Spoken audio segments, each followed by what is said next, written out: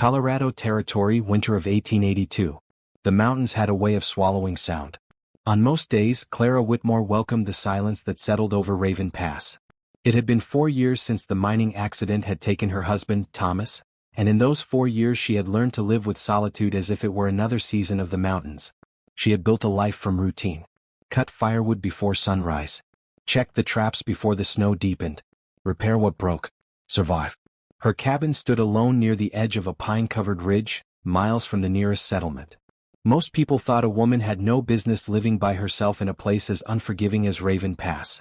Clara had long stopped caring what most people thought. Outside, the storm screamed. Snow hammered against the cabin walls while fierce winds rattled the shutters hard enough to make the lantern sway above the table. Clara pushed another log into the fireplace and wrapped her shawl tighter around her shoulders. "This one's determined to bury the whole mountain," she muttered. The storm had already trapped her indoors for 2 days. Her supplies were sufficient. Dried venison, beans, flour, coffee. Enough to outlast the weather. Still, something about this storm unsettled her. The wind sounded almost alive. Restless. Searching. That night's sleep came only in fragments. She dreamed of Thomas laughing beside the river below the pass. Then the dream shifted. Someone was calling her name. Urgent. Desperate. Clara awoke before dawn. The cabin had grown cold. The fire had nearly died. As she added fresh wood to the hearth, something outside caught her attention. A strange noise. Not the wind. Not the groaning of tree branches beneath heavy snow. A dull thud. Then silence. She frowned. No traveler would attempt Raven Pass during a blizzard. No sensible one. Rifle in hand, Clara approached the frosted window and scraped away the ice covering the glass. At first she saw nothing. Only endless white. Then, movement. Near the woodpile. Half buried beneath drifting snow. A shape. Her heart skipped.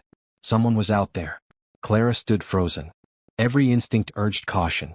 Bandits occasionally passed through the mountains. Desperate men did desperate things. But the figure wasn't moving. She pulled on her heavy coat. Wrapped a scarf around her face. Loaded extra ammunition into her rifle.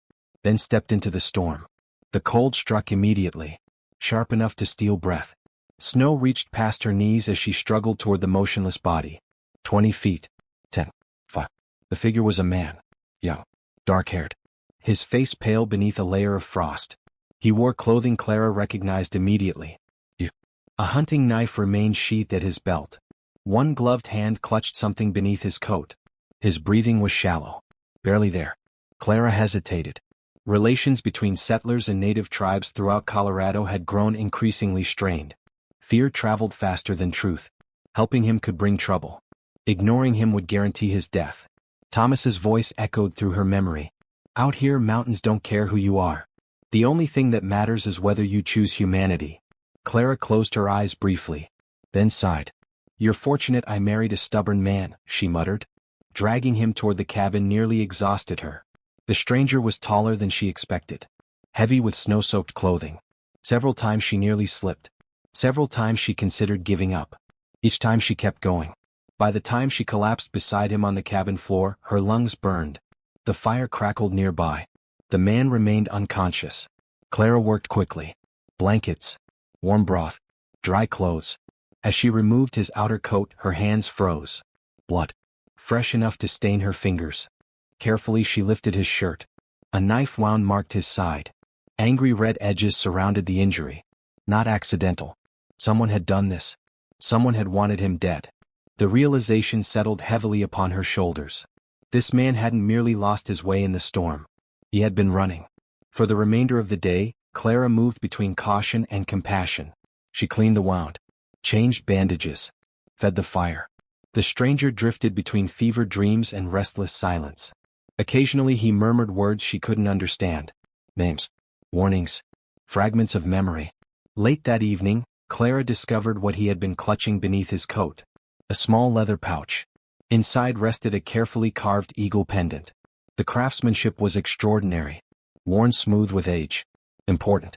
She returned it to the pouch without further inspection. Some possessions deserve privacy. Night settled outside. The storm continued. Hours passed. The stranger's fever worsened. Near midnight, his eyes opened suddenly. Dark brown. Sharp despite exhaustion. He stared at Clara. Confusion crossed his expression. Then fear. He attempted to sit upright. Pain forced him back down. Easy, Clara said gently. You've been hurt. He studied her. A stranger. A settler. Someone he had every reason to distrust. Finally his gaze drifted toward the fresh bandages around his side. Understanding flickered. You. His voice cracked. Saved you from freezing, Clara replied. Though I haven't decided whether that was wisdom or foolishness. For the first time, something resembling amusement touched his expression. It vanished quickly. His eyes widened. Urgency replaced fatigue. He grabbed Clara's wrist. His grip remained surprisingly strong. You don't understand, he whispered. His breathing grew uneven. They're coming. Who? He struggled for air. They must not find me. The words emerged slowly, as though each one carried enormous weight. Clara leaned closer. Who is hunting you? The stranger's gaze fixed upon the cabin door. Fear unlike anything Clara had seen darkened his features. If they find me? He swallowed hard. No one in this valley will survive. His hand loosened. Exhaustion reclaimed him. Within moments he slipped back into unconsciousness. Clara remained seated beside the fire, listening, thinking. Outside, the storm had finally begun to weaken. The wind softened. Snowfall slowed.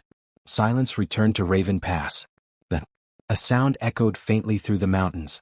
Rhythmic, steady, unmistakable. Horse hooves. Clara stood immediately. She crossed to the window. Far below the ridge, dark figures moved through the snow-covered landscape. Riders, heading directly toward Raven Pass. Toward her cabin. Behind her, the wounded stranger stirred weakly beneath the blankets. Outside, the riders continued their relentless approach. And for the first time in 4 years, Clara Whitmore realized that the greatest danger Raven Pass had ever known was no longer the mountain itself. It was the people climbing toward her door. The riders continued their steady climb toward the cabin. Clara remained frozen beside the window, her fingers tightening around the wooden stock of her rifle. There were 6 of them. Maybe 7. The fading light and blowing snow made it difficult to tell. Behind her, the stranger shifted weakly beneath the blankets. They found me? He whispered hoarsely. Clara turned toward him. You know who they are? He struggled to push himself upright, wincing as pain shot through his side. His eyes fixed on the approaching figures. No, he said after a long pause. Not them. Relief briefly crossed his face. They are my people. Clara stared at him. Your people? The stranger nodded. My name is Talon Greyhawk. Before Clara could respond, a sharp whistle echoed from outside. Then another. The horses stopped moving. The riders had reached the clearing. Talon closed his eyes briefly. Sage, he murmured. The cabin fell silent. Clara approached the door cautiously. Do they know you're here? Talon hesitated. No. Will they attack? His expression tightened. They will protect me. That wasn't my question. Talon met her gaze. No, he finally answered. Not if they understand. Not if they understand. Clara wasn't certain understanding would come easily. She lifted the heavy wooden bar securing the cabin door. The cold mountain air rushed inside. 6 riders waited beyond the threshold. At their front sat a woman with dark braided hair and sharp, intelligent eyes. She wore a heavy fur-lined coat dusted with snow. A bough rested across her saddle. Unlike the others, her attention moved immediately past Clara and toward the cabin interior. Searching. The woman dismounted. She spoke rapidly in a language Clara didn't understand. The warriors behind her remained tense. Hands hovered near weapons. Clara raised both palms carefully. I don't understand you. The woman's eyes narrowed. Then, Talon. The single word needed no translation. Clara stepped aside. He's alive. The woman's expression changed instantly. Fear. Hope. Disbelief. She pushed past Clara into the cabin. The others followed cautiously. Talon attempted to sit straighter. The woman rushed toward him. Rapid words flowed between them. Emotion filled every syllable. Clara couldn't understand the language, but she understood family. After several moments, the woman turned toward Clara. Her expression remained guarded. Talon says. She searched carefully for English words. You help him. I found him in the storm. The woman's gaze moved toward the fresh bandages. You save his life. Clara nodded. I tried. Silence settled over the room. Finally, the woman extended her hand. Sage Greyhawk. Clara accepted it. Clara Whitmore. The tension eased slightly. Only slightly. Hours passed as Sage and her companions remained inside the cabin. Snow continued drifting outside. Talon rested near the fire while Sage questioned him quietly. Eventually Talon motioned Clara closer. "There are things you should know." His voice remained weak. Sage translated whenever necessary. Talon stared into the flames before speaking. "We were escorting families south through the mountains." "Families?" Clara asked. He nodded. "Children. Elders." His jaw tightened. "They were attacked." Clara frowned. "By whom?" Talon glanced toward Sage. "Bounty hunters." The cabin grew quiet. "They murdered innocent people," Sage said coldly. "Then blamed raiders." "They took horses," Talon added. "Money. Anything valuable." Clara struggled to process the revelation. "Why would they do that?" "Because fear is profitable," Sage replied. "If settlers believe native tribes are responsible, questions disappear." Talon's expression darkened. "I recognized one of them." "You know who they are?" "Yes." Clara felt a chill unrelated to the weather. "And they know you escaped?" Talon nodded. "They followed me into Raven Pass." Before Clara could respond, one of Sage's companions entered from outside. He spoke urgently. Sage stiffened. "What is it?" Clara asked. Sage moved toward the window. "More riders." Clara's stomach tightened. "How many?" "4." She peered through the frost-covered glass. 4 men approached through the clearing. Unlike Sage's group, these riders moved with deliberate caution. Rifles rested openly across their saddles. One rode slightly ahead of the others. Broad-shouldered. Red beard. Hard eyes. Clara recognized him instantly. Jonah Briggs. Months earlier he'd passed through a nearby settlement claiming to be a government tracker. Even then, something about him had felt wrong. He smiled too easily. Watched too carefully. Behind Clara, Talon suddenly tried to stand. Pain nearly dropped him to the floor. "It's him," he breathed. Sage caught his arm. "Are you certain?" Talon's expression hardened. "I never forget a face." Outside, Briggs stopped his horse. His gaze swept across the clearing. Studying. Calculating. Then he smiled. A smile Clara trusted even less than the rifle slung over his shoulder. One of Briggs' companions dismounted. He examined the snow carefully. Fresh tracks surrounded the cabin. Too many to hide. The man's head snapped upward. He said something to Briggs. Briggs' smile disappeared. He urged his horse forward. Inside the cabin, Sage issued quiet instructions. Her companions spread throughout the room. Every movement became measured. Purposeful. Talon looked toward Clara. "They cannot know I am here." Clara glanced toward the approaching riders. That ship may have already sailed. The knock came moments later. 3 slow strikes against the cabin door. Nobody moved. Another knock followed. Then Briggs called out. "Evening." His voice carried false friendliness. "We're looking for a dangerous fugitive." No one answered. Briggs continued. "We tracked him through the pass." Silence. Clara noticed Sage watching her carefully. Waiting. Briggs knocked again. "We mean no harm." Talon let out a bitter laugh. "That is what they said before the killings." Clara stepped toward the door. "What are you doing?" Sage asked. "If I don't answer," Clara replied quietly, "they'll know something's wrong." Talon's eyes widened. "They are dangerous. So are the mountains." Clara straightened her shoulders. "But I've lived with danger before." Outside, Briggs called again. "Miss Whitmore?" Clara froze. He knew who she was. Oh. The realization unsettled her. Slowly, she opened the door just enough to see outside. Briggs removed his hat politely. "Evening, Miss Whitmore. What do you want?" "We're pursuing a criminal." His gaze drifted past her shoulder. "Seen anyone unusual?" "No." Briggs smiled. "Mind if we come inside?" "No." The smile faded. Snow crunched nearby. One of Briggs' men had discovered the tracks leading around the cabin. Too many tracks. Fresh tracks. His expression changed instantly. "Jonah." Briggs followed the man's stare. His eyes narrowed. The polite mask vanished completely. He looked back at Clara. Then toward the cabin behind her. Slowly. Deliberately. "Looks like," Briggs said quietly, "someone got here before us." Inside the cabin, Sage's companions reached for their weapons. Talon struggled to rise despite the pain tearing through his side. Clara's pulse thundered in her ears. Outside, Briggs rested one hand on the grip of his revolver. His cold eyes lifted to meet Clara's. And for the first time since arriving in Raven Pass, the hunters had found their prey. For several long seconds no one moved. The bitter mountain wind swept through the clearing, carrying loose snow across the frozen ground. Outside the cabin, Jonah Briggs rested one hand on the grip of his revolver. Inside, Sage Greyhawk's warriors stood ready. Talon struggled to remain upright. Clara Whitmore found herself standing directly between both sides. Briggs tilted his head slightly. "Everything all right in there, Miss Whitmore?" His voice remained calm. Pleasant. But Clara had seen enough hardship to recognize danger hiding beneath politeness. "We're fine," she answered. Briggs' gaze shifted toward the fresh tracks surrounding the cabin. His expression hardened. "You sure about that?" Behind Clara, Talon lost his balance. A chair scraped across the floorboards. Briggs heard it. His eyes sharpened instantly. "Seems you've got company." Clara didn't answer. Briggs sighed. "Miss Whitmore, step aside." "No." Something dangerous flickered across Briggs' face. "You don't understand who you're protecting." "No," Clara replied steadily. "I think I finally do." The silence that followed felt endless. Then Talon stepped forward. Every movement clearly caused him pain. Yet his voice remained steady. "You murdered innocent people."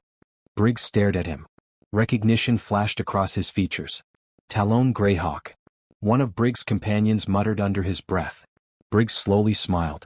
"Well," he said softly, "that's inconvenient."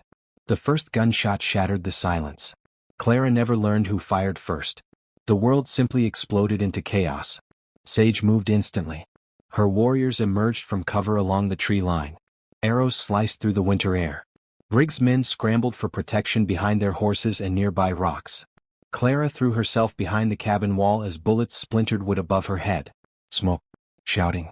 Snow flying beneath desperate footsteps. The peaceful isolation of Raven Pass vanished beneath violence. Talon reached for a fallen rifle. His injured side nearly gave out beneath him. "You shouldn't be standing," Clara shouted. He chambered around. "They won't stop if I lie down." Outside, Briggs fired toward the trees. One of Sage's warriors answered with an arrow that struck the rifle from his hands. Briggs cursed. "Fall back," one of his men yelled. But there was nowhere to retreat. The mountain itself had trapped them. Clara positioned herself beside the cabin window. Thomas had taught her to shoot years ago. Not for war. For survival. Steady hands. Controlled breathing. One clean shot. She spotted Briggs aiming toward Sage's position. Without hesitation, Clara fired. The recoil struck her shoulder hard. Briggs stumbled backward. The bullet had grazed his arm. Not fatal. But enough. His expression shifted toward genuine anger. "You'll regret that," he shouted. Clara reloaded calmly. "I've survived worse men than you." Nearby, Talon leaned heavily against the cabin doorway. Despite exhaustion, he raised his voice. It wasn't raiders. The fighting briefly slowed. It was Briggs. Talon shouted toward both sides. He slaughtered travelers and blamed others for profit. Briggs laughed bitterly. "You think anyone will believe that?" "I do." The voice came unexpectedly. Sage stepped from cover. Bow drawn. Eyes unwavering. "You cannot bury truth forever." Briggs looked around. His companions had grown increasingly uncertain. Two lay wounded. Another had fled deeper into the trees. Only Briggs remained defiant. "You'll never make it out of Raven Pass alive," he snarled. Nature answered him. A deep rumble echoed through the mountains. Everyone froze. The sound came again. Louder. Talon's expression changed immediately. Avalanche. Briggs turned toward the ridge overhead. Snow shifted high above the battlefield. Cracks spread across the mountainside. Then the entire slope began to move. The avalanche descended with terrifying speed. "Run!" Sage shouted. Panic erupted. Warriors scattered. Briggs' remaining men abandoned their positions. Clara grabbed Talon's arm. "Move!" They stumbled toward a narrow rock formation near the cabin. The roar behind them grew deafening. The mountain itself had awakened. Snow crashed through Raven Pass with unstoppable force. Trees snapped. Horses screamed. The ground trembled. Clara shielded her face. Everything became white. Cold. Noise. Then. Silence. Slowly Clara opened her eyes. Snow surrounded them. The cabin remained standing. Barely. Talon coughed beside her. "You alive?" Clara asked. A weak smile crossed his face. "Barely." Nearby, Sage emerged from behind another rock formation. One by one, survivors appeared. Then someone shouted, "We found Briggs." The bounty hunter had survived. Though trapped beneath debris and unable to escape, his injured arm hung uselessly at his side. The confidence that once defined him had vanished completely. Sage approached slowly. Briggs looked upward. Fear finally reached his eyes. "It wasn't supposed to happen this way," he whispered. Talon stepped forward. "No," he answered quietly. "It wasn't." Among Briggs' belongings, evidence quickly surfaced. Jewelry taken from murdered travelers. Personal belongings belonging to missing families. Even written records documenting payments. Enough proof to expose everything. The truth Talon had risked his life protecting finally stood undeniable. By sunrise the storm had ended. Weeks passed. Winter gradually loosened its grip upon Raven Pass. Snow began melting along the lower valleys. The first signs of spring emerged cautiously. Life returning. Healing. Clara stood outside her repaired cabin one morning when familiar riders approached through the mountain trail. Sage rode at their front. Beside her sat Talon. Health had returned to his face. Strength to his posture. He dismounted before Clara. For several moments neither spoke. Finally Talon extended his hand. Resting within it was the carved eagle pendant. The same pendant Clara had carefully returned to his belongings weeks earlier. "You should keep it," Clara said. Talon shook his head. "It belonged to my grandfather." Clara frowned. "Then it should stay with your family." "It will." He gently closed her fingers around it. "In our traditions," Talon said, "those who protect life become part of its story." Clara glanced down at the carving. Its wings stretched wide. Strong. Unbroken. "I only did what anyone should have done." Sage smiled faintly. "Not everyone would have." Silence settled comfortably between them. No longer awkward. No longer uncertain. The mountains remained dangerous. The world beyond Raven Pass remained divided. But something had changed. A bridge had formed where fear once stood. Eventually Talon stepped back toward his horse. "We should leave before another storm finds us." Clara laughed softly. "You mountain people worry too much about the weather." Sage raised an eyebrow. "You live alone in Raven Pass." "Fair point." Talon mounted his horse. Then paused. "Thank you, Clara Whitmore." She looked toward the endless peaks surrounding them. Toward the wilderness that had once felt unbearably empty. "You can thank me," she said, "by staying out of trouble." A genuine smile appeared across Talon's face. "I'll do my best." The riders departed soon afterward. Their figures gradually disappearing among the towering pines. Clara remained standing outside her cabin long after they vanished from sight. The carved eagle rested securely in her hand. For years, Raven Pass had represented isolation, loss, endurance. But now, when Clara looked across the mountains, she saw something different. Connection. Hope. The understanding that courage was not the absence of fear. It was choosing compassion despite it. Above Raven Pass, spring sunlight broke through the clouds. And for the first time since Thomas's death, Clara Whitmore no longer felt alone.